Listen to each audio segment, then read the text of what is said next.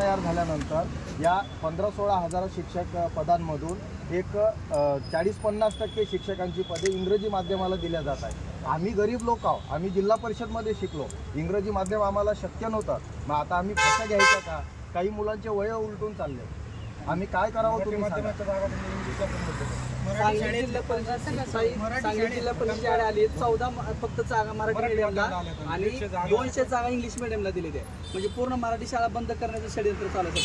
मराठी भाषेचा डंका पिकवायचा आणि इंग्रजी भाषेला प्राधान्य शासन म्हणते कमी करा, देऊ नका त्यांना, पण जिल्हा परिषदेच्या आवश्यकतेनुसार द्या।